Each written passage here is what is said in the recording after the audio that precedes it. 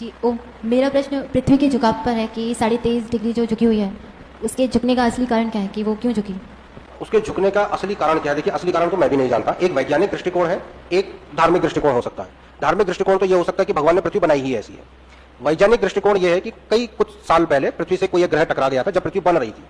अब उसमें फिर इस तरह के प्रश्न आएंगे, वो पृथ्वी कब बन रही थी, वो मनवंतर में समय में था, सृष्टि निर्माण का समय था, क्या था क्या नहीं था, तो मेरे पास उस संबंध में, इसलिए उसमें विवाद में पड़ने वाली बात है। जो वैज्ञानिकों का दृष्टिकोण है वो तो यह है कि जब पृथ्वी बन रही थी तो एक बड़ा ग्रह पृथ्वी के बराबर के आकार का ही वो पृथ्वी से टकराया था, जिसकी वजह से पृथ्वी का अक्ष तिरछा हो गया। धर्मशास्त्रीय दृष्टिकोण से आप ये भी मान सकते हैं कि पृथ्वी बनी ही ऐसी है। पृथ्वी टेढ़ी क्यों है उसका तो कारण आप कैसे भी मान लीजिए, बट पहले मुझे यह बताइए कि पृथ्वी अगर झुकी है तो पृथ्वी झुकी किस तरफ को है, वो महत्वपूर्ण बात है जानने की। क्योंकि जो पृथ्वी में ऋतुएं बनती हैं वो पृथ्वी के इस झुकाव के कारण बनती हैं। अगर पृथ्वी सीधी होती तो पृथ्वी पर ऋतुएं नहीं होती।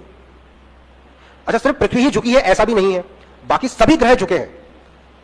कोई भी ग्रह ऐसा नहीं है जो बिल्कुल सीधा सीधा चलता हो, सब कुछ ना कुछ झुकाव लिए हुए हैं। इसका एक वैज्ञानिक कारण और बताता हूं। जब आप किसी लट्टू को घुमाते हो, अगर लट्टू में द्रव्यमान सभी दिशाओं में समान रूप से बटा हुआ हो तब तो लट्टू बैलेंस्ड है, तो वो सीधा सीधा घूमेगा।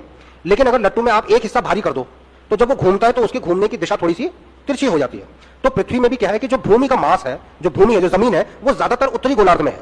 दक्षिणी गोलार्ध में क्या है, थोड़ा सा दक्षिणी अफ्रीका, एक ऑस्ट्रेलिया और थोड़ा दक्षिणी अमेरिका का हिस्सा। बाकी अधिकांश लैंड मास जो है वो उत्तरी गोलार्ध में। तो पृथ्वी में द्रव्यमान का वितरण समान नहीं है, इसलिए भी पृथ्वी के अक्ष में झुकाव की एक वैज्ञानिक व्याख्या हो सकती है। पृथ्वी का अक्ष झुका किस तरफ है? चंद्रमा की तरफ, सूर्य की तरफ, या किस तरफ है? अगर सूर्य की तरफ झुका होता तो एक गोलार्ध सदैव सूर्य की तरफ होता। पृथ्वी का अक्ष झुका है एक्चुअली ध्रुव तारे की सापेक्ष तरफ। पृथ्वी का अक्ष, जैसे ये पृथ्वी अगर सीधी होती तो ऐसी होती, जब ये झुकी है तो ऐसी है। तो अगर ये इस दिशा को आप आकाश में ले जाओगे तो यहां पर आपको ध्रुव तारा दिखाई देगा। पृथ्वी का अक्ष है ध्रुव तारे की तरफ, इसीलिए जब पृथ्वी घूमती है तो ध्रुव तारा आपको घूमता हुआ नहीं दिखाई देता। सब चीजें घूमती है लेकिन ध्रुव तारा नहीं घूमता हुआ दिखाई देता। ठीक है, जैसे जब चंद्रमा, जब पंखा जब घूमता है तो पंखे का जो केंद्र है वो घूमता हुआ नहीं दिखाई देता, उसका ब्लेड्स घूमते हुए दिखाई देते हैं।